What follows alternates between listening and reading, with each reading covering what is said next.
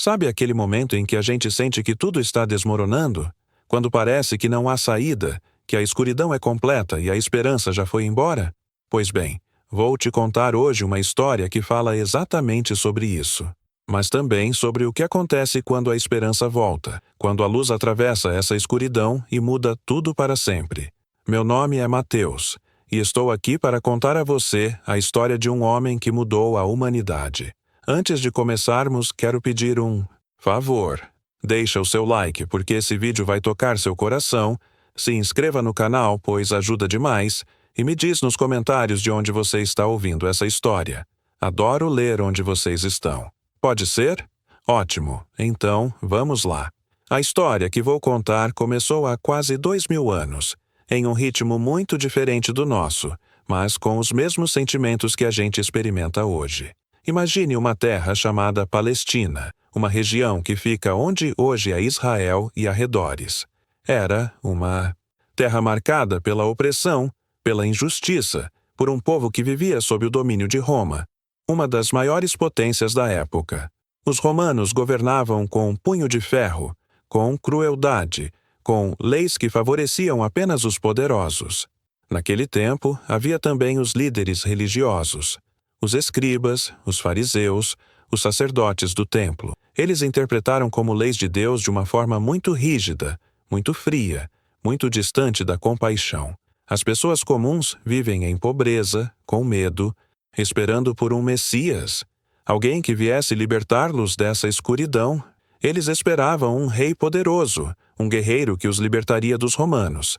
Mas não era bem assim que as coisas acontecessem. Nesse cenário de dor e esperança, em uma pequena cidade chamada Belém, nasceu uma criança. Seu nome era Jesus. Mas ele não nasceu em um palácio, não nasceu cercado de luxo e poder. Ele nasceu em um estábulo, um lugar simples, humilde, onde havia animais. Sua mãe era uma jovem mulher chamada Maria, e seu pai adotivo era um carpinteiro chamado José. Desde o começo, a história de Jesus foi marcada pela simplicidade, pela humildade, pela proximidade com as pessoas comuns. Quando Jesus era apenas uma criança, já havia sinais de que sua vida seria diferente. Há relatos de que, aos 12 anos, ele foi ao templo e impressionou os mestres com sua sabedoria e seu entendimento das Escrituras. Imagine uma criança, um simples menino, discutindo com homens sábios e deixando todos admirados com o que ele dizia. Apesar desses sinais extraordinários, Jesus cresceu como uma pessoa comum. Aprendeu o ofício de carpinteiro com José, trabalhou com as mãos, conheceu o cansaço do trabalho diário, compreendeu as dificuldades das pessoas simples. Durante 30 anos, Jesus viveu uma vida aparentemente comum, mas quando completou 30 anos, algo mudou. Ele deixou sua vida em Nazaré e foi procurar seu primo, João Batista, que estava pregando à beira do Rio Jordão. João era um pregador que chamava as pessoas ao arrependimento, que batizava aqueles que queriam mudar suas vidas. Quando Jesus chegou lá, pediu para ser batizado. João hesitou, porque sentiu que havia algo especial naquele homem. Mas Jesus insistiu.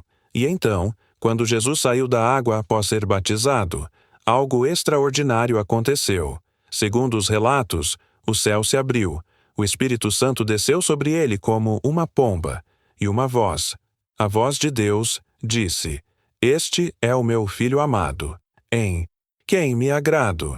Era o começo de seu ministério público, o momento em que Jesus realmente começaria sua missão. Mas, antes de começar a ensinar e fazer milagres, Jesus foi para o deserto.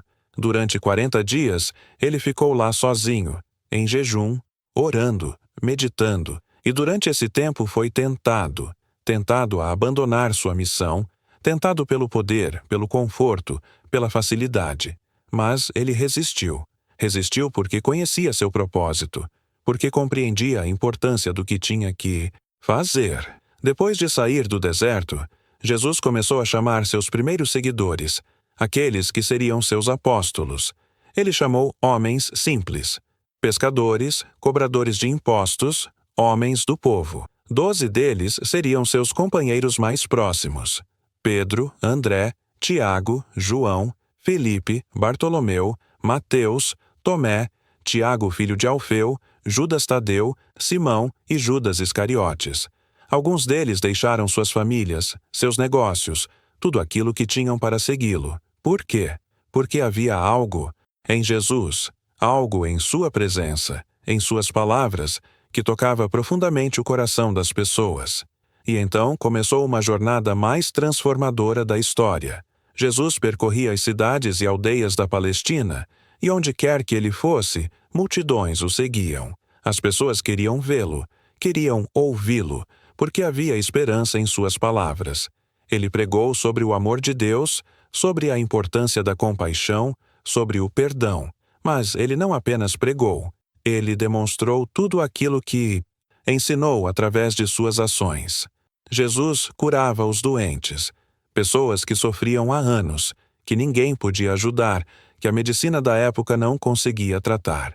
Ele curava cegos, paralíticos, pessoas com lepra, uma doença que isolava completamente a sociedade. Aqueles que tocavam em um leproso eram considerados impuros, então as pessoas com lepra viviam completamente sozinhas, rejeitadas. Mas Jesus não apenas os curava, ele os tocava, ele reconhecia sua humanidade, ele os aceitava. E elas eram curadas. Jesus também expulsava espíritos maus, libertava pessoas que viviam presas pela angústia mental e espiritual, ressuscitava mortos. Há relatos de que ele trouxe de volta à vida pessoas que já estavam mortas, que já haviam sido enterradas. Fez milagres com a natureza também. Acalmou tempestades, caminhou sobre as águas, multiplicou alimentos para alimentar multidões famintas. Com apenas 5 pães e 2 peixes, alimentou milhares de pessoas. Mas os milagres não, eram o mais importante. O mais importante era a mensagem, era o que Jesus ensinava.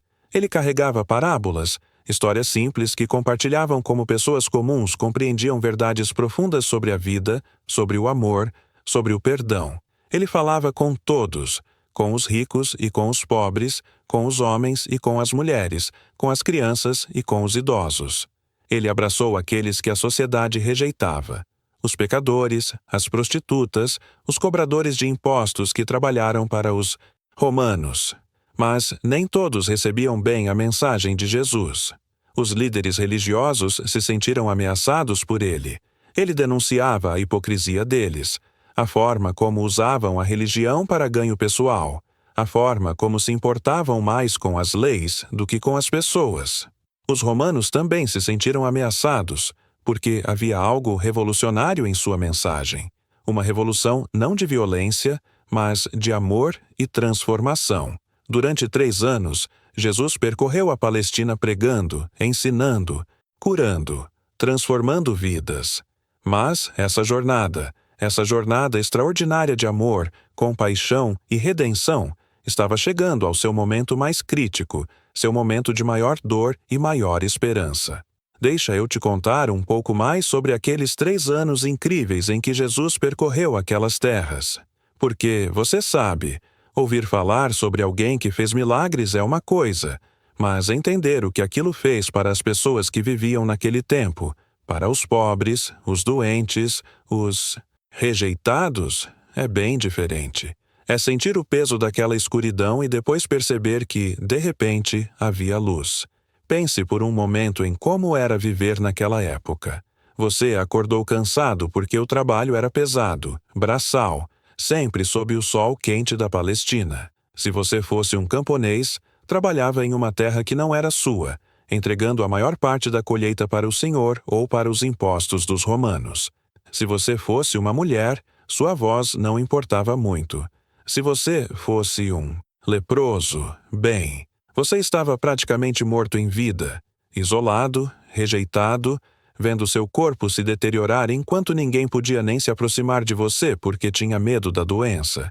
E então, de repente, você ouve falar sobre um homem chamado Jesus, um homem que não é um sacerdote, não é um escriba, não use roupas especiais, não frequenta apenas o templo, não. Ele anda pelas ruas, pelas aldeias pequenas, nas sinágoras modestas. Ele fala com qualquer pessoa, ele para ouvir, Ele vê você, você, que ninguém mais vê. Vou te contar sobre alguns desses encontros, porque é aí que a verdadeira história está. Não apenas nos grandes milagres, mas naquele momento pessoal, naquele instante em que a vida de uma pessoa muda para sempre. Havia uma mulher que sofria de uma hemorragia contínua há 12 anos. 12 anos, ouve bem? 12 anos sangrando constantemente. Imagine o quanto isso afetava sua vida. Não apenas fisicamente, mas emocionalmente também. Na tradição judaica, uma mulher nessa condição era considerada impura. Ela não podia tocar em ninguém. Ninguém podia tocar nela. Não poderia estar perto de seus filhos. Não poderia ir ao templo. Era como se ela não existisse mais, como se a vida tivesse sido abandonada. Mas, quando ela ouviu falar sobre Jesus, algo se despertou dentro dela. Esperança. Uma palavra poderosa, não é? Esperança. Ela pensou, se eu conseguir tocar apenas a borda de sua túnica, eu serei curado. Ela sabia que era arriscado. Se tocasse em alguém, poderia ser condenada pela lei. Mas ela estava tão desesperada, tão cheia de esperança, que se arranhou para abrir caminho entre a multidão. Todos empurrando, pessoas gritando ao redor de Jesus, pedindo sua atenção. E ela, invisível, magra, exaurida, conseguiu chegar perto do suficiente. Ela tocou a borda de sua túnica. Apenas tocou, e no momento em que seus dedos tocaram aquele tecido, algo mudou. A Bíblia diz que ela sentiu em seu corpo que estava curada. 12 anos. 12 anos de sofrimento terminaram em um toque. Mas aqui está a coisa mais linda. Jesus não apenas a curou, ele se virou para ela, nos olhos dela, e disse: Filha, sua fé a curou. Vá em paz e continue curada de seu sofrimento. Ele a chamou de filha. Ele reconheceu sua coragem. Ele valorizou sua fé. Ele a restaurou, não apenas fisicamente, mas também na dignidade e na humanidade. Ou, pense em Lázaro. Lázaro era um homem comum, irmão de Maria e Marta, e era amigo de Jesus. E, quando Lázaro adoeceu, ficou muito mal. Sua família invejosa mensagens para Jesus, pedindo para que viesse curá-lo. Mas Jesus demorou. Demorou tanto que, quando chegou, Lázaro já estava morto. Já foi enterrado há 4 dias. A Bíblia não diz exatamente, mas 4 dias era bastante tempo. O corpo já estava se decompondo, o cheiro seria intenso. Maria e Marta choram. Os amigos choram. E quando Jesus chega e vê todos aqueles prantos, ele chora também. A Bíblia diz: Jesus chorou. Apenas isso. Mas é tão profundo. Um homem com o poder de fazer milagres, um homem que é descrito como sendo Deus encarnado. E ele chora. Ele sente o sofrimento das pessoas que ama. Ele se compadece com a dor, com a perda, com a morte. E então ele foi até o sepulcro. Mandou tirar a pedra. Provavelmente havia um cheiro horrível vindo de lá. As pessoas devem ter pensado: o que ele está fazendo? E Jesus orou. Ele agradeceu ao Pai por estar ouvindo sua oração. E então, com uma voz forte, ele chamou: Lázaro, sai. E Lázaro saiu. Ainda envolveu nas fitas de linho que o envolviam como uma múmia, mas saíram. Ele estava vivo. A morte tinha sido vencida. Esses são apenas 2 exemplos. Mas eles mostram algo importante. Jesus não estava apenas fazendo truques. Ele estava transformando vidas. Ele estava restaurando dignidade. Ele estava dando esperança àqueles que haviam perdido completamente. E suas parábolas? Suas parábolas eram incríveis. Ele contava histórias simples que capturavam verdades profundas. Havia a história do filho pródigo, sobre um pai que ama seu filho se rebelou tão completamente que, mesmo depois que o filho o desonra, o pai corre para abraçá-lo quando ele voltar. Havia a história do bom samaritano, que mostrava que verdadeira compaixão vai além das linhas de religião ou de pertencimento a um grupo. É sobre ver o sofrimento de alguém e agir. Havia a história da ovelha perdida, como um pastor deixaria todo o seu rebanho para procurar uma única ovelha que se perdeu. Jesus estava dizendo às pessoas: você é importante, você importa. Mesmo que se sinta perdido, Deus não o abandonou. E então havia seus ensinamentos principais. O Sermão da Montanha é talvez o mais famoso. Jesus estava em uma montanha, cercado por multidões, e começou a falar. Ele falou sobre as bem-aventuranças. Bem-aventurados os pobres de espírito, bem-aventurados os que choram, bem-aventurados os mansos, bem-aventurados aqueles que têm fome e sede de justiça, bem-aventurados os misericordiosos, bem-aventurados os puros de coração, bem-aventurados os que promovem a paz, bem-aventurados aqueles que são perseguidos por causa da justiça. Ele estava dizendo que a verdadeira riqueza não era dinheiro. A verdadeira força não era a força militar. A verdadeira importância foi ser compassivo, justo, puro, pacífico. Ele estava invertendo completamente a forma como aquela sociedade entendia o poder. Ele ensinou sobre o amor. E não qualquer tipo de amor superficial. Ele disse: amem seus inimigos, abençoem aqueles que os amaldiçoam, façam bem a quem os quer mal. Imagine ouvir isso em um tempo em que você vive sob ocupação, sob opressão. Ele estava pedindo para amar aqueles que os oprimem. Para muitos deve ter parecido loucura, mas havia uma sabedoria profunda ali. A sabedoria de que o ódio apenas gera mais ódio, enquanto o amor tem o poder de transformar. Jesus também realizou muitos outros milagres notáveis. Houve uma ocasião em que uma multidão enorme, milhares de pessoas, o seguiu ouvindo seus ensinamentos. Mas todo o mundo estava com fome. Os discípulos ficaram assustados. Como alimentar tantas pessoas no deserto? E Jesus perguntou se alguém tinha comida. Um menino pequeno foi apresentado com 5 pães de cevada e 2 peixes pequenos.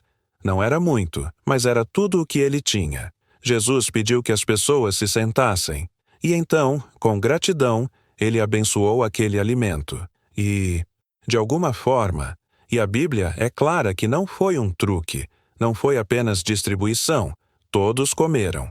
Todos ficaram saciados. E ainda sobrou comida, tanto que encheu 12 cestas. Um menino ofereceu tudo o que tinha, e Jesus o multiplicou para alimentar uma multidão. Houve também uma vez em que os discípulos estavam em um barco, permanecendo durante a noite, e houve uma tempestade. O vento era forte, as ondas eram altas, e eles tinham medo. E então, de repente, vimos alguém caminhando em direção a eles. Não em um barco, nas águas. Caminhando sobre as águas como se fosse terra seca. Era Jesus. Claro que ficaram assustados no início. Pensaram que era um fantasma. Mas Jesus disse: não tenho medo, sou eu. E aqui está a parte interessante. Pedro, um dos discípulos, pediu: Senhor, se és tu, manda-me ir a ti sobre as águas. E Jesus disse: vem. E Pedro começou um andar sobre as águas também. Ele estava caminhando na água. Mas quando olhei para o vento e as ondas e senti medo, comecei a afundar. E Jesus o pegou e disse: homem de pouca fé, por que duvidaste? Não foi uma crítica cruel. Foi um ensinamento sobre a fé. Quando você confia completamente, você consegue fazer coisas que parecem impossíveis. Quando o medo toma conta, você cai. Havia ainda mais milagres.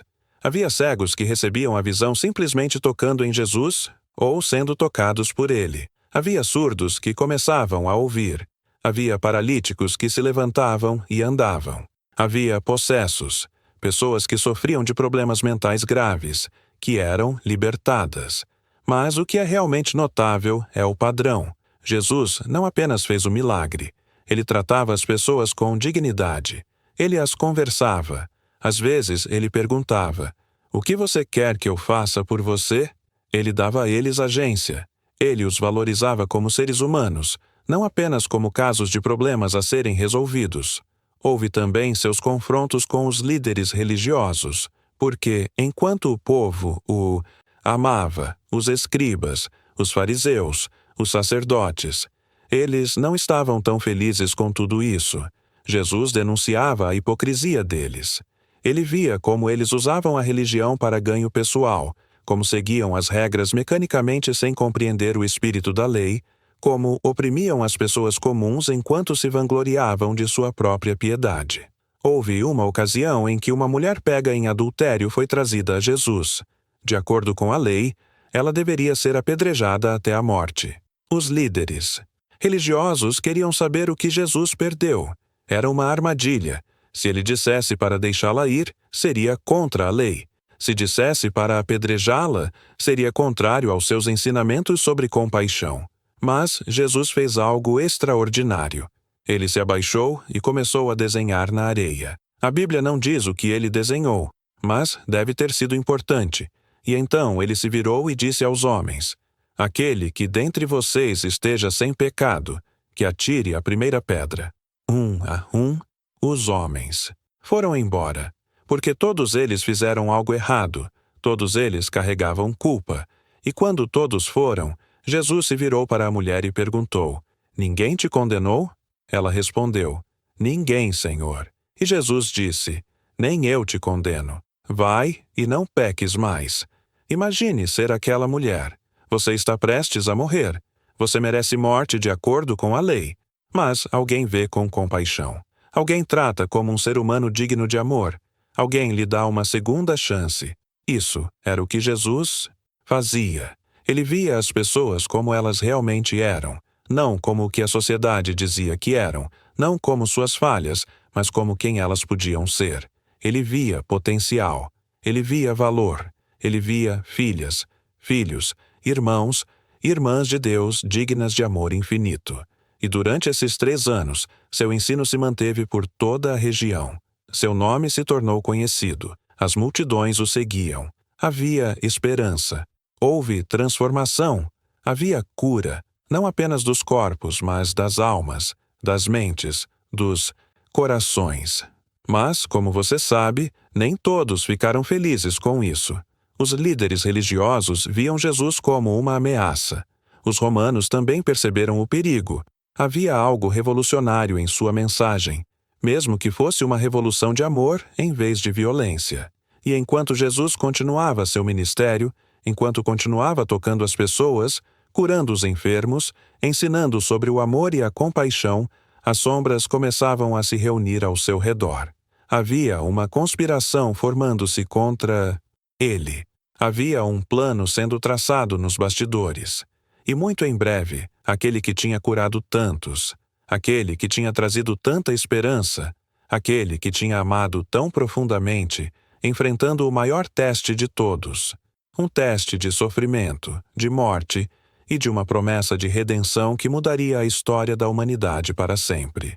Mas nem tudo era paz e aclamação. Não.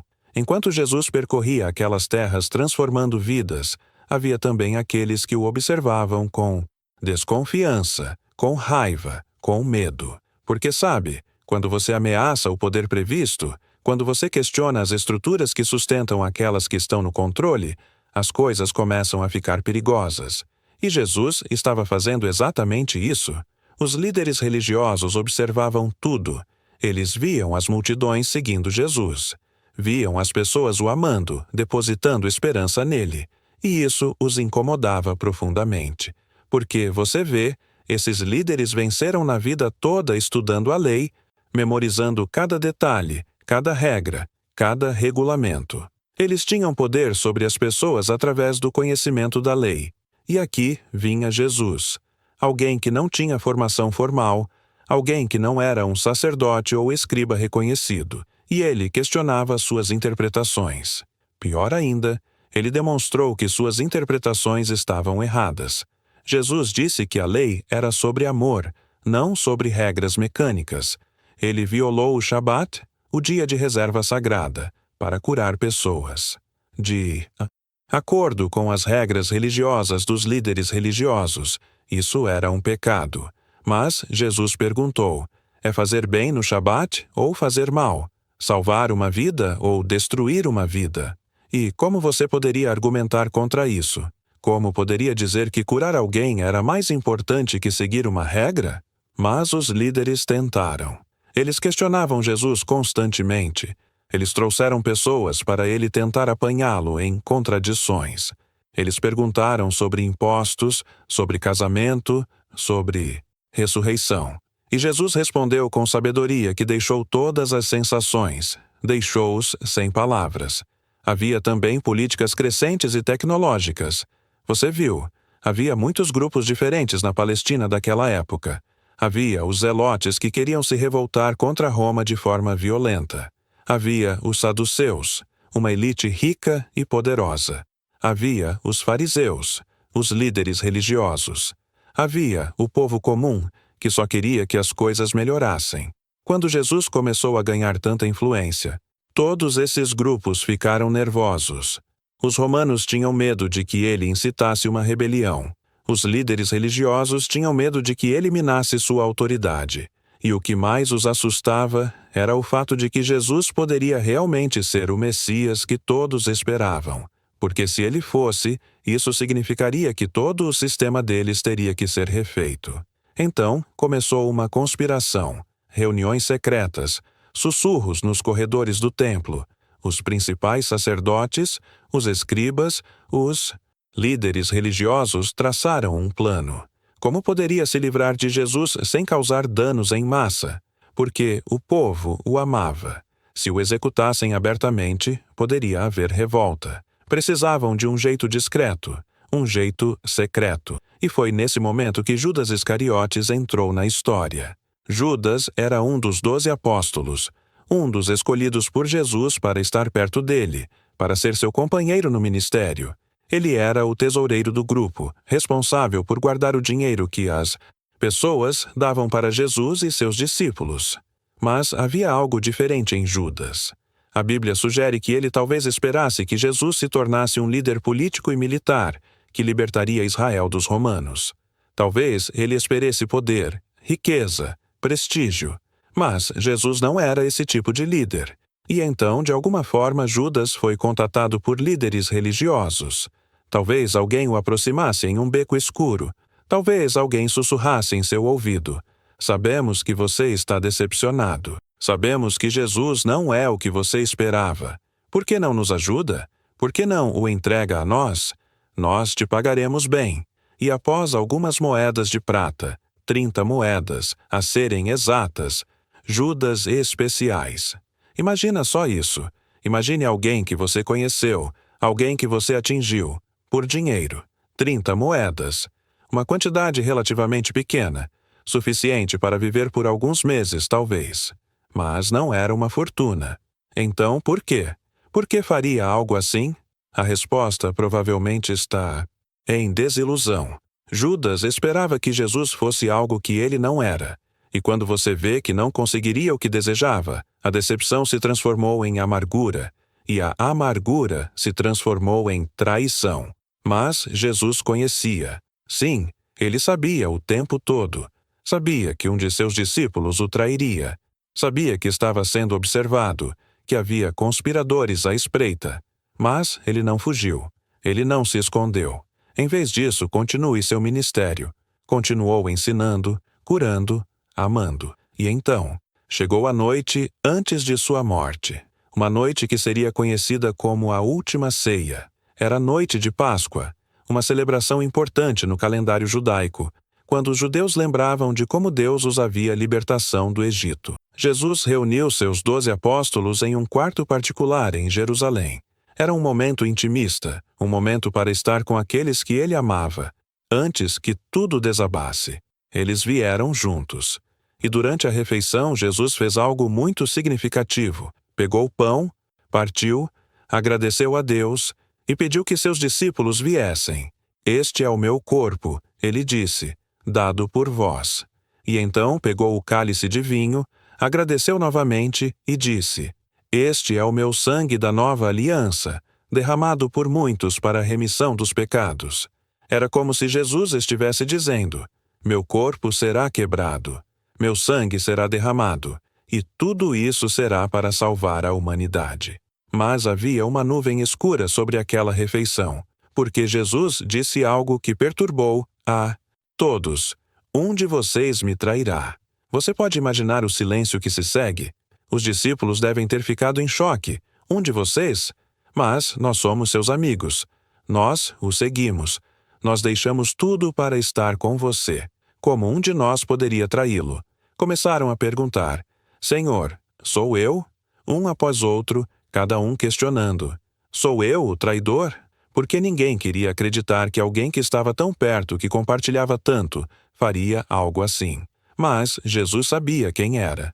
Ele olhou para Judas e, de uma forma que apenas João, o discípulo ao seu lado, ouviu, revelou que era Judas. E então, num gesto que ainda ressoa através dos séculos, Jesus pegou um pedaço de pão, molhou em um molho e deu a Judas. Foi um gesto de compaixão. Jesus estava dando ao seu traidor uma última chance de se arrepender, mas ao receber aquele pão, a Bíblia diz que Satanás entrou em Judas. Ele foi totalmente entregue à escuridão, totalmente comprometido com a traição. Jesus olhou para ele e disse: O que você está para fazer, faça depressa. E Judas se clamou e saiu. A Bíblia registra com uma simplicidade assustadora. E era já noite. A escuridão física reflete a escuridão espiritual que havia sido tomada por Judas. Os discípulos que permaneceram não entenderam completamente o que estavam apostando.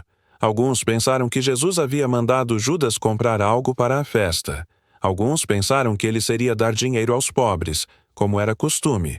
Apenas Jesus sabia uma verdade. Depois que Judas saiu, Jesus continuou compartilhando com os 11 discípulos restantes. Ele falou sobre amor. Ele falou sobre a unidade. Ele falou sobre como seus inimigos em breve o prenderiam, o julgariam e o condenariam à morte. Pediu que eles permanecessem unidos, que se acumulassem uns aos outros, que se lembrassem de tudo que ele havia ensinado. E então, após aquela refeição transmitida de emoção e significado, Jesus levou seus discípulos a um lugar chamado Getsemane, em um jardim nos arredores de Jerusalém. Ele estava profundamente perturbado. A Bíblia diz que sua alma estava atormentada até a morte. Ele sabia o que o esperava. Deixou a maioria dos discípulos para trás e levou apenas Pedro, Tiago e João, seus 3 companheiros mais próximos, para um lugar mais afastado no jardim. E aí, sob as oliveiras antigas, Jesus começou a orar. E sua oração era uma expressão de agonia genuína. Ele caiu com o rosto no chão e pediu a Deus: Pai, se for possível, longe de mim este cálice de sofrimento, mas que não seja como eu desejo, e sim como tu desejas. Ele sabia o que o esperava: a crucificação, a forma mais dolorosa e humilhante de morte inventada pelo Império Romano. Mas ele estava disposto a passar por isso, se fosse a vontade do seu Pai. E enquanto orava, sua angústia era tão profunda que, segundo alguns relatos, eram suaves gotas de sangue. Seu corpo estava em pânico diante do que estava para vir: a morte iminente. Uma traição, o sofrimento inimaginável. Mas sua vontade permanece firme. Ele se declarou, voltou para onde os discípulos estavam, e os encontrados dormindo. Ele os acordou e pediu que permanecessem desesperados, que orassem com ele. Mas eles eram humanos. Estavam cansados, assustados, confusos. Adormeceram novamente. E então, no meio da escuridão da noite, as luzes começaram a aparecer. Tochas, lanternas, filhos de homens armados.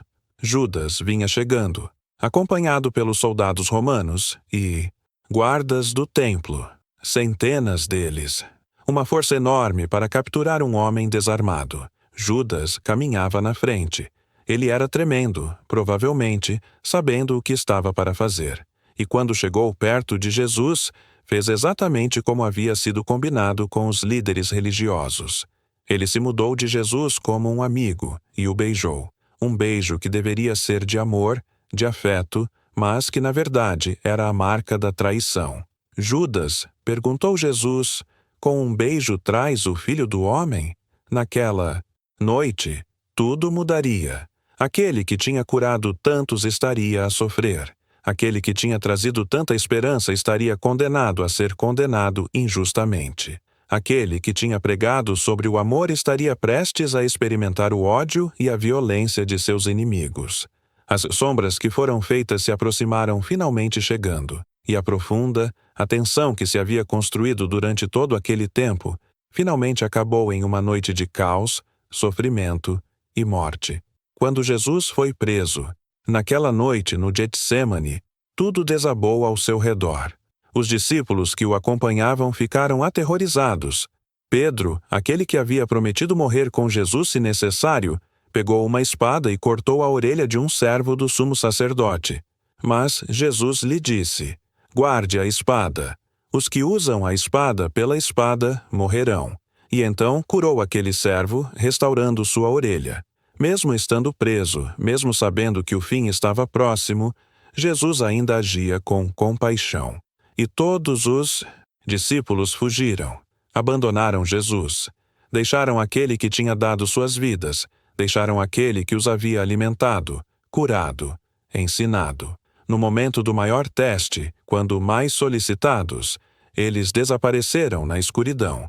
Jesus foi levado primeiro para a casa de Anás, o sogro do sumo sacerdote, depois para Caifás, o sumo sacerdote em exercício, e foi ali que ocorreu o que era chamado de julgamento, embora fosse um pouco mais que um espetáculo de injustiça. Os líderes religiosos o interrogavam, tentando encontrar alguma acusação que pudesse especificar suas especificações. Procuravam testemunhas.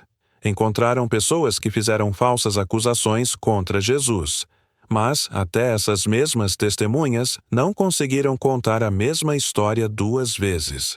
Suas acusações eram contraditórias, incoerentes, claramente fabricadas. Jesus permaneça calado. Não defenda o mesmo. Não nega. Não tentei se convencer daquilo que o julgavam, e isso parecia irritar ainda mais seus acusadores. Como ele poderia estar tão tranquilo? Como poderia estar tão em paz diante de tudo isso?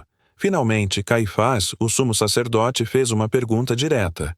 Ele adjurou Jesus sob juramento, dizendo: Tu és o Messias? Tu és o Filho do Deus vivo? E Jesus respondeu. Respondeu com uma clareza e uma dignidade que deve ter ressoado por todo aquele salão. Tu o disse. E além disso, vos digo que vereis o Filho do Homem sentado à direita do poder e vindo nas nuvens do céu. E era uma declaração de identidade, uma afirmação de adivinhação, uma promessa de que, apesar de tudo o que estava para acontecer, ele voltaria em glória e poder. Quando Caifás ouviram isso, rasgou suas vestes, um gesto de horror, de indignação. Ele blasfemou? Significativo. Por que precisamos de mais testemunhas? Vocês ouviram a blasfêmia. Qual é o seu julgamento? E todos ali responderam: merece morrer. Então começou o abuso. Os guardas caíram a bater em Jesus. Cuspiram nele. Zombaram dele. Cobriam seus olhos e batiam nele, dizendo: profetiza para nós. Quem foi que te bateu? Era cruelmente irônico. Aquele que tinha curado tantos foi golpeado. Aquele que tinha trazido tanto amor recebeu ódio. Mas havia um problema. Os líderes religiosos não tinham poder legal para executar ninguém. A Palestina estava sob domínio romano, e apenas o governador romano poderia ordenar uma execução. Então, no amanhecer, surgiram Jesus a Pôncio Pilatos, o governador. Pilatos era um homem pragmático, um político. Ele não tinha interesse particular em Jesus, mas ele tinha interesse em manter a ordem em sua província. Quando os líderes religiosos trouxeram Jesus a ele, Pilatos viu imediatamente o que estava acontecendo. Isso era pura inveja, pura política religiosa. Ele interrogou Jesus e não encontrou motivo para condená-lo. Mas os líderes religiosos prepararam bem seu caso diante de Pilatos. Não mencionei blasfêmia, porque para Pilatos, um pagão, isso significaria um pouco. Em vez disso, acusaram Jesus de sedição política. Disseram que Jesus estava dizendo ao povo que não deveria pagar impostos a César. Disseram que Jesus estava se declarando rei. Disseram que era um agitador que pretendia iniciar uma rebelião. Agora, isso era algo que preocupava Pilatos. Se Jesus era realmente um agitador revolucionário que poderia incitar uma rebelião, ele era uma ameaça ao Império Romano. E Pilatos não podia tolerar ameaças ao Império. Então, Pilatos perguntou a Jesus: Tu és o rei dos judeus? E Jesus respondeu: É como tu dizes? Pilatos interrogou Jesus mais, mas Jesus não defendeu o mesmo. Permanência calada, digna, em paz. E isso deixava Pilatos ainda mais perplexo. Como alguém acusado de tal crime poderia ficar tão calmo? Descobrindo que Jesus era da Galileia, Pilatos, o invejoso, a Herodes Antipas, a tetrarca da Galileia que estava em Jerusalém naquela época. Talvez Herodes pudesse resolver aquele problema. Herodes ouviu falar sobre Jesus. Estava curioso para vê-lo, esperando talvez ver um dos famosos milagres de Jesus acontecer diante de seus olhos. Mas quando Jesus foi trazido a ele, não ofereceu nada, não fez milagres, não respondia às perguntas. Permanência silenciosa. Herodes, ofendido pela falta de resposta, começou a zombar de Jesus junto com seus soldados. Vestiram nele um manto real, como se fosse um rei, mas era puro escárnio, pura zombaria. Depois o enviei de volta para Pilatos. Pilatos reuniu então os líderes religiosos, Herodes e a multidão. Fez um anúncio. Vocês me trouxeram este homem acusando-o de uma revolta. Interroguei-o diante de vocês e não encontrei nele nenhuma das faltas do que o acusam. Tampouco o encontrei Herodes, pois me tornou a enviar. Ele não fez coisa alguma que mereça a morte. Pilatos havia afirmado que Jesus era inocente, mas havia um problema: a multiplicidade.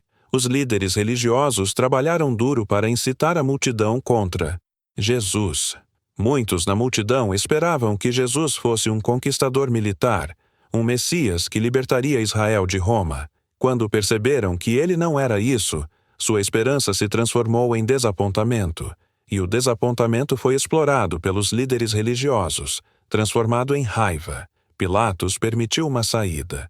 Na época da Páscoa, havia uma tradição de libertar um prisioneiro, qualquer um que a multidão escolhesse. Havia um homem sob custódia chamado Barrabás, um criminoso, um assassino, alguém que havia participado de uma revolta contra Roma. Qual é o seu desejo? Disse Pilatos. Devo soltar Jesus, o chamado Cristo? Ou devo soltar Barrabás? Mas os líderes religiosos já tinham uma multidão. Gritaram: Barrabás, solte Barrabás. Pilatos, tentado novamente, perguntou 3 vezes o que deveria fazer com Jesus, e 3 vezes a multidão combinada: crucifique-o, crucifique-o. Uma era irônica devastadora. Um homem inocente, um homem que havia dedicado sua vida a curar os doentes e ensinar sobre o amor, foi condenado à morte. E um criminoso, um assassino, foi libertado em seu lugar. Pilatos, diante daquela pressão, diante da ameaça implícita de que os líderes diriam a César que ele estava protegendo uma rebelde contra Roma, capitulou. Não porque acreditasse que era certo, mas porque tinha medo, porque era mais fácil ceder à pressão do que permanecer em seu princípio. Então Pilatos fez um gesto que se tornaria famoso, ou infame, ao longo dos séculos. Ele pediu água e se lavou as mãos diante da multidão, dizendo: Estou inocente do sangue deste justo. Vejam vocês. Ele estava tentando se livrar da responsabilidade, tentando dizer: Não sou eu que o estou condenando, é uma multidão. Sou forçado a fazer isso. Mas você não pode lavar as mãos da injustiça. A responsabilidade permanece. Pilatos havia feito sua escolha, havia escolhido o conforto, a segurança política, sobre a justiça. E a multidão respondeu: Aqueles que deixaram que foram influenciados pelos líderes religiosos, responderam: Que o seu sangue recai sobre nós e sobre os nossos filhos. Então Pilatos entregou Jesus aos soldados romanos para ser crucificado. E assim começou o processo final, o ato final, da vida de Jesus na terra. Os soldados o levaram, rasgaram suas roupas, começaram a espancá-lo, colocaram uma coroa de espinhos em sua cabeça. Mais uma zombaria, mais uma humilhação. Sabem, a crucificação foi a forma mais horrível de morte que Roma pôde infligir. Era reservada para os prejuízos, para os escravos, para aqueles que eram considerados menos que humanos. Era morte lenta, era morte dolorosa, era morte humilhante. Os condenados à crucificação carregaram a cruz até o lugar da execução. Jesus, enfraquecido pela noite de interrogatório, pelos espancamentos, pelo choque emocional de toda aquela traição, Jesus carregou sua cruz. Não demorou muito, na multidão que o seguiu, havia mulheres que choravam, mulheres que o amavam, que tinham sido curadas por ele, que tinham visto sua compaixão. E Jesus, mesmo no meio de seu sofrimento, se virou para elas e disse: Filhas de Jerusalém, não chorem por mim, chorem por vós mesmos e por vossos filhos. Mesmo chegando ao seu fim, ele ainda se preocupava com os outros. Ainda havia compaixão em seu coração. Chegaram a um lugar chamado Gólgota, o lugar da caveira. Era um monte árido fora da cidade, onde os romanos executavam seus condenados. Crucificaram Jesus entre dois criminosos. Pregaram seus pés e suas mãos à madeira. Dividiram suas roupas sorteando-as. Colocaram uma placa acima de sua cabeça: Jesus de Nazaré, o Rei dos Judeus. Uma última zombaria, uma última inscrição de sua identidade que seus acusadores imaginaram ser uma acusação. E pendurado lá, em agonia, enquanto seu corpo se contorcia na dor da crucificação, enquanto cada respiração era uma luta, Jesus perdoou. Aqueles que o fizeram matado, os soldados que o fizeram crucificado, ele olhou para eles e disse: Pai, perdoa-lhes, porque não sabem o que fazem. Nem mesmo na morte iminente, nem mesmo no sofrimento extremo, Jesus pôde deixar de amar. E então, depois de horas de agonia, depois de beber completamente da taça de sofrimento que havia orado para ser aliviado, depois de experimentar o pior que a humanidade poderia lhe fazer, Jesus solidário com voz forte: Está consumado. E baixou a cabeça. E morreu. A cortina do templo se rasgou de cima para baixo. Uma terra tremeu. E naquela sexta-feira escura, aquele que trouxe esperança, cura, amor e transformação para tantos, havia sido retirado do mundo. Estava morto, enterrado num sepulcro que não era seu, guardado por soldados. Parecia que a escuridão havia sido vencida completamente. Seus discípulos estavam em desespero. Maria Madalena, a mulher que havia deixado tudo para segui-lo, chorava aos pés da cruz. Maria, sua mãe, tinha seu coração perfurado pela espada do sofrimento. Pedro, aquele que havia prometido morrer com ele, estava se escondendo, cheio de culpa e medo. Parecia que tudo havia acontecido, que a história tinha chegado ao seu fim trágico, que o amor havia sido vencido pela maldade, que a injustiça havia triunfado. Mas não era assim. Não era o final. Era apenas o auge da escuridão antes do amanhecer. 3 dias. Apenas 3 dias. Mas naqueles 3 dias a esperança parecia ter desaparecido completamente. Os discípulos de Jesus estavam escondidos, aterrorizados. Muitos pensaram que tudo havia acontecido, que a morte havia ganho, que a injustiça havia conquistado a vitória final. Eles não entenderam. Como poderiam? Que estávamos vivendo os 3 dias mais importantes de toda a história da humanidade. No amanhecer do 3º dia, um domingo, um grupo de mulheres decidiu fazer uma última ação de amor por Jesus. Queriam ungir seu corpo com especiarias aromáticas, como era traje judeu de honrar os mortos. Maria Madalena liderava esse grupo. Maria Madalena, aquela mulher que havia sido libertada por Jesus, que havia deixado tudo para o servir, que havia permanente aos pés da cruz enquanto todos os discípulos ficavam fugidos. Ela foi ao sepulcro, o coração pesado, para fazer uma última despedida. Mas, quando cheguei lá, encontrei algo extraordinário. A pedra que fechava a entrada do sepulcro havia sido removida. Havia um anjo. Não, havia vários anjos esperando lá. E o anjo disse a elas as palavras que mudariam tudo. Ele não está aqui. Ele ressuscitou. Imagine aquele momento. Imagina a confusão, o choque, a incredulidade se transformando em esperança. Ele ressuscitou? Como era possível? Pessoas não ressuscitam. Morte é o fim. Todos sabem disso. Mas o anjo contínuo. Vão e digam aos discípulos que ele vai à frente de vocês. Vocês o verão. E então, de repente, a Bíblia relata que Jesus mesmo apareceu nessas mulheres. não como um fantasma, não como uma ilusão, como Jesus, real, sólido, vivo. E a primeira coisa que fez foi cumprimentá-las, alegreza. E as mulheres naquele instante compreenderam. Ele estava vivo. Jesus havia vencido a morte. Maria Madalena, especificamente, teve um encontro particular com Jesus. Quando o viu, não o conheceu no início. Pensei que era o decorado do lugar, mas quando Jesus a chamou pelo nome, Maria, ela o conheceu. Havia tal compaixão naquele chamado, tal amor, e Maria correu para abraçá-lo, mas Jesus disse: Não me detenhas, pois ainda não subi para o Pai. Mas vai aos meus irmãos e dize-lhes que subo para meu Pai e seu Pai, para meu Deus e seu Deus. Pense no significado disso. Jesus, na origem, chamou seus discípulos de meus irmãos.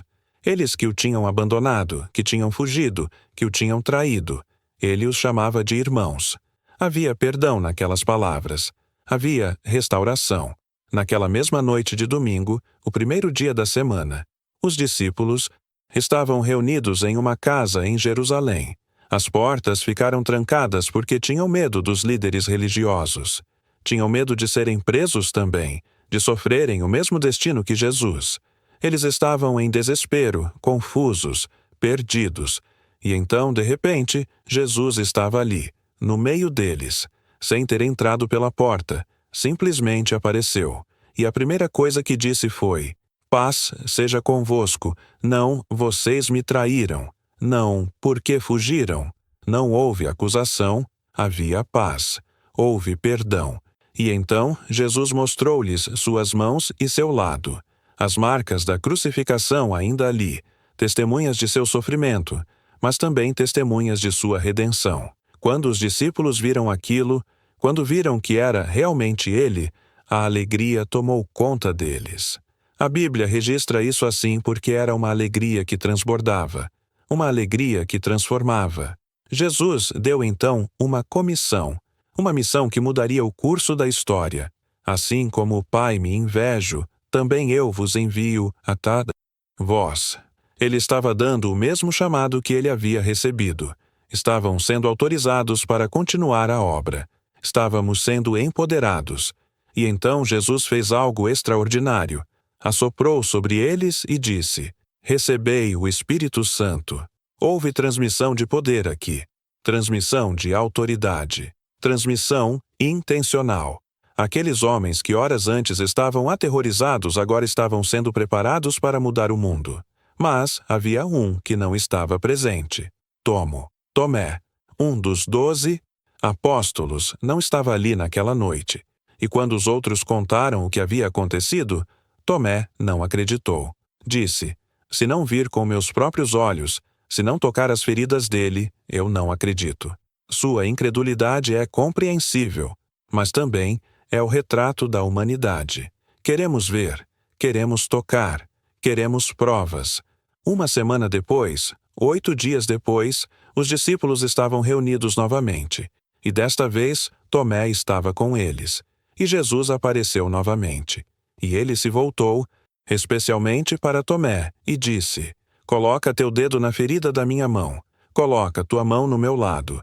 Não sejas incrédulo, mas acredita. Tomé olhou para as feridas, as marcas eternas do sofrimento de Jesus, aquilo que havia aprendido a ser a marca do Redentor. E naquele momento, toda a sua dúvida profunda. E Tomé caiu de joelhos e exclamou: Meu Senhor e meu Deus. E Jesus respondeu com uma frase que ressoa através dos séculos: Bem-aventurados os que creem sem ter visto. Porque, você vê, a fé não é só para aqueles que estavam ali naquele tempo. É para todos nós. É para você, agora, neste momento, ouvindo essa história. Mesmo sem ter visto Jesus pessoalmente, mesmo sem ter tocado em suas feridas, você pode crer. E essa fé que você não pode ver, mas que você sente, é poderosa, é real, é transformadora. Durante 40 dias, Jesus apareceu aos seus discípulos em vários benefícios. Ele vem com eles. Ele caminhou com eles. Ele ensinou a eles sobre o reino de Deus. Ele os preparou para tudo o que enfrentariam. Houve aparições em muitos lugares. Houve momentos em que os discípulos se reconheciam imediatamente. Houve outros momentos em que não o reconheciam no início, até que alguma coisa, uma palavra, uma ação, uma revelação, os ajudava a compreender que era realmente ele. A ressurreição havia transformado Jesus de forma que o tornava diferente, mas ainda profundamente ele mesmo. Houve uma privacidade em particular que foi extraordinária. Um grupo de discípulos estava na beira do mar, na região da Galileia. Alguns deles tiveram carreiras para sua profissão anterior de pescadores, e naquela noite eles não pegaram nada. Uma noite inteira de trabalho, e os remos retornariam vazios. Mas de manhã, quando a luz começou a aparecer no horizonte, um homem estava em pé na praia. Eles não consideraram muito longe. O homem chamou e perguntou: "Você tem alguma coisa para comer?" Eles responderam que não. E o homem disse: "Lancem a rede para o lado direito do barco e vocês encontrarão." Fizeram como ele pediu. E de repente, a rede estava tão cheia de peixes que não conseguia nem puxá-la. E foi naquele momento que João, o discípulo amado, ouviu: "É o Senhor." Pedro, quando ouviu isso, se clamou e se lançou na água porque queria chegar até Jesus o mais rápido possível. Havia tal amor em seu coração, tal tristeza, tal alegria. Pedro negou Jesus 3 vezes durante seu julgamento. Havia aqui que não o conhecia, e agora aqui estava ele, disposto até a pular na água para chegar até ele. Quando chegou à praia, Jesus tinha preparado uma refeição, pão e peixe assado, e ele pagou essa refeição com eles. Não era apenas nutrição, era comunhão, era restauração. E depois que comeram, Jesus perguntou a Pedro 3 vezes: "Pedro, você me ama?" De cada vez, Pedro respondia: "Senhor, você sabe que te amo." Cada vez que Pedro respondia, Jesus pedia algo diferente. "Apacente meus cordeiros, pastoreie minhas ovelhas, apacente meus rebanhos." Era como se Jesus estivesse restaurando Pedro por cada uma das 3 negações. Havia 3 perguntas, e havia 3 restaurações. Pedro havia negado Jesus 3 vezes, e agora, 3 vezes, era restaurado. 3 vezes recebia uma nova comissão, uma nova proposta. Seria Pedro que liderou a igreja após a partida de Jesus. Sabe, isso é o que é tão extraordinário sobre a ressurreição e as aparições de Jesus. Não era apenas uma reafirmação do poder divino. Não foi apenas uma prova de que Jesus era realmente o Filho de Deus. Era também sobre restauração. Era sobre perdão. Era sobre transformação. Aqueles que falharam foram restaurados. Aqueles que tinham dúvidas eram confirmados. Aqueles que abandonaram tiveram uma segunda chance. E nessas aparições, eles compreenderam profundamente que tinham sido perdoados completamente. Que seus pecados, sua fraqueza, sua falha, sua falta de fé, e tudo havia sido absorvido na morte e ressurreição de Jesus. E então, após 40 dias, chegou o momento final. Jesus reuniu seus discípulos em uma montanha na região da Galileia, a mesma região onde grande parte de seu ministério havia ocorrido. Lá, ele deu a grande comissão, aquela que define a missão de todos os seus seguidores até o fim dos tempos. Toda a minha autoriza foi dada nos céus e na terra. Portanto, vão e farão discípulos de todas as nações, batizando-os em nome do Pai, do Filho e do Espírito Santo, ensinando-os a obedecer a tudo o que vos tenho ordenado. E eis que eu estou convocando todos os dias, até o fim do mundo. E então, enquanto eles observavam, Jesus foi elevado ao céu. Uma nuvem o tomou e ele desapareceu da vista deles. Mas 2 anjos apareceram e disseram: "Homens galileus, por que estão olhando para o céu? Este Jesus, que foi elevado de vocês aos céus, voltará da mesma forma como o viram subir." Imagine aquele momento. Imagina estar lá, vendo Jesus, que havia caminhado com você, que havia morrido e ressuscitado, ascender aos céus. Deve ter parecido incrível, mas os anjos aprenderam dado uma esperança. Ele voltaria. E então os discípulos retornaram a Jerusalém e esperaram. Jesus havia dito aqui que não saíssem de Jerusalém até que recebessem o presente do Pai, uma promessa de que receberiam o poder do Espírito Santo. E 10 dias depois, no festival de Pentecostes, aquele poder veio. De repente, um som como vento abundante preencheu toda a casa onde estavam reunidos. Línguas de fogo apareceram acima de cada um deles. Não era fogo que queimava, mas fogo que purificava, que equipava, que transformava. E foram cheios do Espírito Santo. E Pedro, aquele que havia negado Jesus, aquele que estava escondido por medo, anunciou-se e pregou para a multidão reunida lá fora. E 3.000 pessoas acreditaram. 3.000. Não através da violência, não através de uma revolta militar, mas através da pregação da ressurreição de Jesus, através do poder transformador da fé. E assim nasceu a Igreja. Nasceu da morte e ressurreição de Jesus. Nasceu do poder do Espírito Santo. E nasceu da transformação daqueles discípulos aterrorizados em apóstolos corajosos, querendo enfrentar qualquer coisa por aqueles que os chamavam de irmãos. Quero que você compreenda algo, meu amigo. A história de Jesus não terminou com a morte, terminando com a ressurreição. Terminei com o perdão. Terminei com restauração. Terminei com uma comissão eterna. Vão e fazer discípulos. Porque a ressurreição não é apenas sobre Jesus, é sobre você, é sobre todos nós. Jesus sofreu. Sofreu pelo nosso pecado, pelo nosso fracasso, pela nossa humanidade. Morreu, literalmente morreu, para que pudéssemos ser perdoados. E ressuscitou. Ressuscitou para nos mostrar que a morte não é o fim, que há vida eterna, que há esperança. Todos aqueles que creem em Jesus, assim como Pedro, assim como Maria, Madalena, assim como João, recebem aquela mesma transformação. Receba aquele mesmo perdão. Recebem aquela comissão. Levar essa mensagem de mesma esperança para o mundo. Você sabe, durante toda essa história, desde o nascimento humilde de Jesus até sua morte na cruz e sua ressurreição gloriosa, há um fio constante. Não é poder político. Não é riqueza. Não é prestígio. É amor. É amor que cura. É amor que perdoa. É amor que transforma. É amor que vence a morte. Jesus veio para aqueles que a sociedade havia rejeitado. Veio para os pobres, os doentes, os pecadores, os excluídos. Curou-os, perdoou-os, restaurou-os.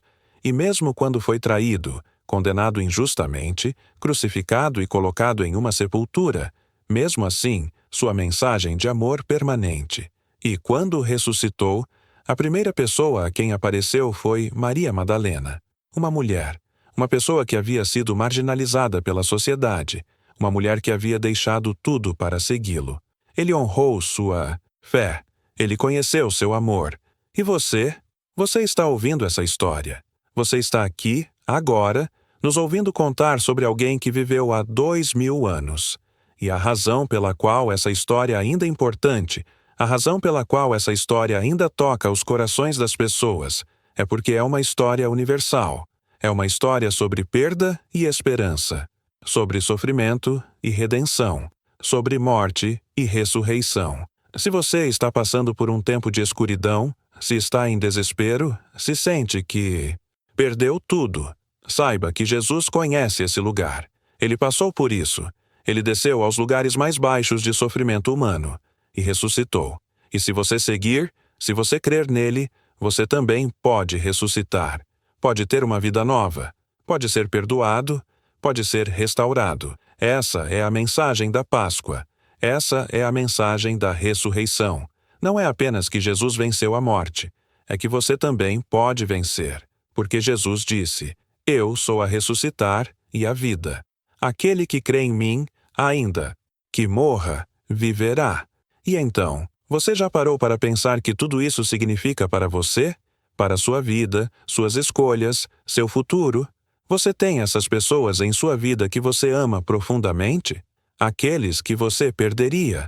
A história de Jesus nos mostra que mesmo quando enfrentamos as maiores perdas, mesmo quando o sofrimento parece eterno, há tradições, há esperança, há novo começo. Essa é a verdade que ecoou pelo mundo durante 2000 anos. Essa é a verdade que mudou a história humana. E é a verdade que você pode mudar a sua vida também, se você quiser permitir. Então agora eu pergunto a você, meu amigo, o que você vai fazer com essa história? Como ela muda a sua forma de ver a vida, a morte, o sofrimento, o amor, o perdão? Deixa nos comentários. Eu adoro ler o que vocês pensam. E se essa história tocou seu coração, compartilha com alguém que você ama. Porque essa é exatamente a comissão que Jesus deu. Vão e farão discípulos. Compartilhem essa mensagem de esperança e transformação. Não esqueça de deixar seu like, se inscrever no canal para receber mais histórias que vão tocar seu coração e sua alma. Clique no sininho para ser notificado quando um novo vídeo for publicado. Na próxima semana, vou trazer outra história extraordinária. Uma história sobre fé, sobre superação, sobre como pessoas comuns fizeram coisas extraordinárias porque creram em algo maior que si mesmas. Espero vê-lo lá. Obrigado por ouvir essa história. Obrigado por estar aqui comigo. E lembre-se, você é amado. Você é importante. Sua vida tem propósito. Assim como Jesus mostrou amor por cada uma daquelas pessoas que conheceu há 2000 anos, assim também há um Deus que o ama profundamente, que o vê, que quer transformar sua vida.